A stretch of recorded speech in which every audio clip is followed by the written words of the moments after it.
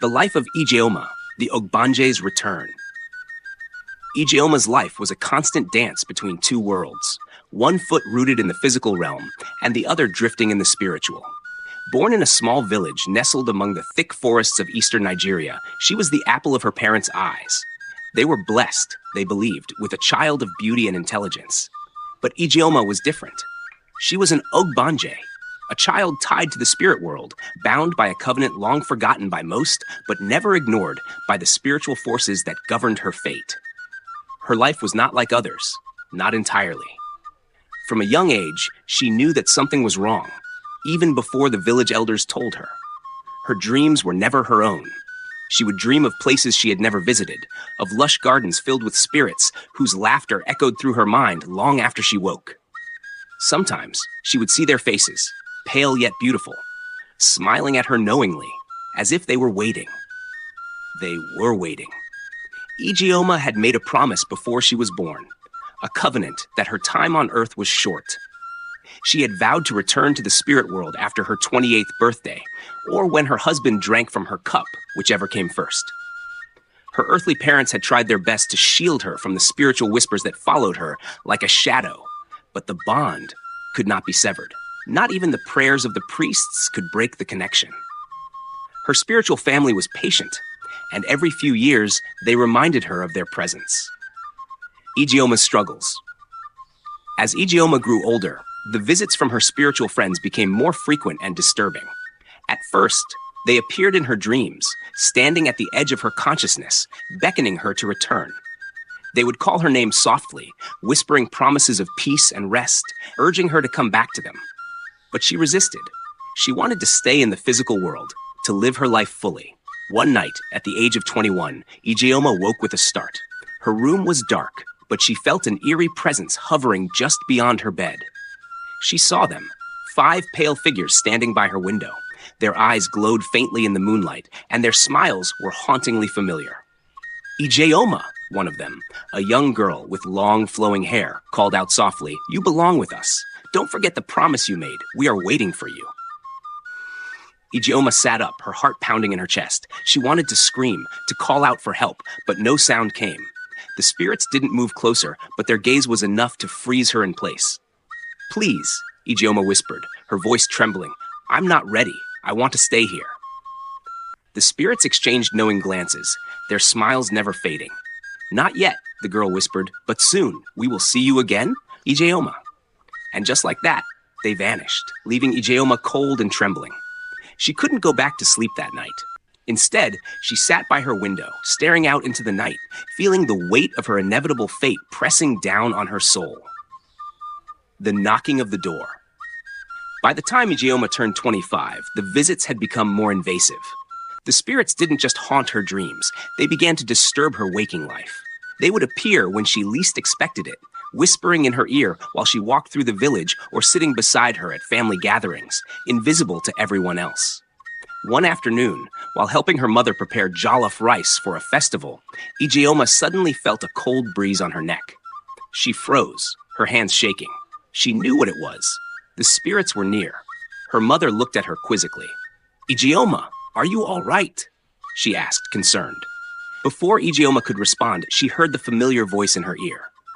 "Time is running out," the voice said. "You cannot escape." Ijeoma dropped the spoon she was holding and staggered back, her face pale. "Are you sick?" her mother asked, rushing to her side.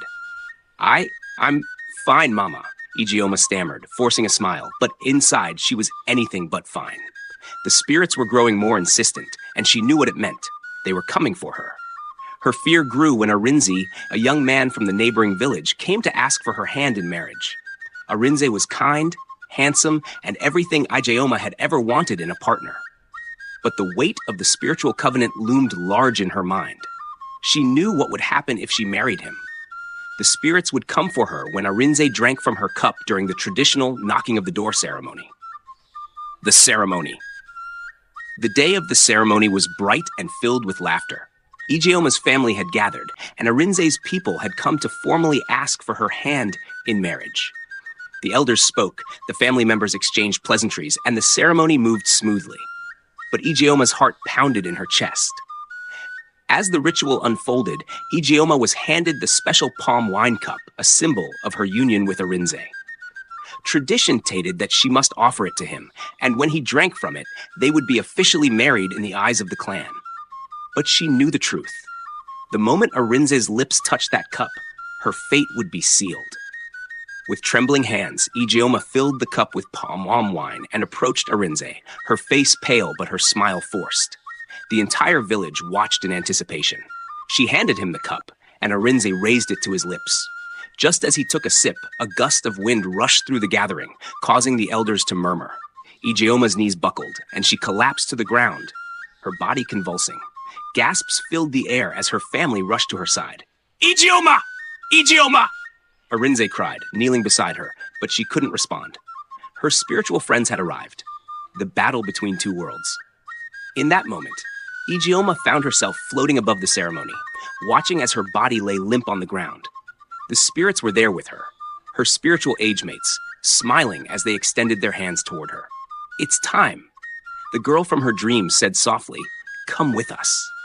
But Ijeoma hesitated. She could see Arinze, his eyes filled with worry, his hands clutching hers as he tried to wake her. "I don't want to go," Ijeoma whispered, tears welling up in her eyes. "I love him. I want to stay." The spirits frowned. "You made a promise," the girl said, her voice hardening. "You cannot break it." "I didn't know what I was agreeing to," Ijeoma cried, her voice cracking. "Please, let me stay. I'll find a way to make it up to you." The spirits looked at one another, their expressions unreadable. Finally, the girl sighed. "You have until your 28th birthday," she said coldly. "After that, we will come for you. Do not forget this." In an instant, Ijeoma's spirit was thrust back into her body. She gasped for air, her eyes fluttering open as Arinze held her close. The crowd around her murmured in confusion, unsure of what had just happened. Aftermath. In the weeks that followed the ceremony, Ijeoma's life was filled with uncertainty. She and Arinze were officially married, but she knew her time was limited. The spirits had granted her a temporary reprieve, but they would come for her on her 28th birthday. The countdown had begun, and Ijeoma's heart was heavy with the knowledge that she could not escape her fate forever. But she refused to give up. She sought out the village's oldest priestess, hoping that there might be a way to break the covenant she had made. The priestess listened to her story, her wrinkled face thoughtful. "There is always a way, child," she said softly, "but it will not be easy. The spirits do not like to be cheated." "I'll do whatever it takes," Ijeoma replied, determination filling her voice. The priestess smiled knowingly. "Then, prepare yourself, for the real battle has just begun." And so, Ijeoma's journey continued as she fought for her life, her love, and her place in the world of the living. The spirits watched from the shadows, waiting for the day when she would have to fulfill her promise, whether she was ready or not.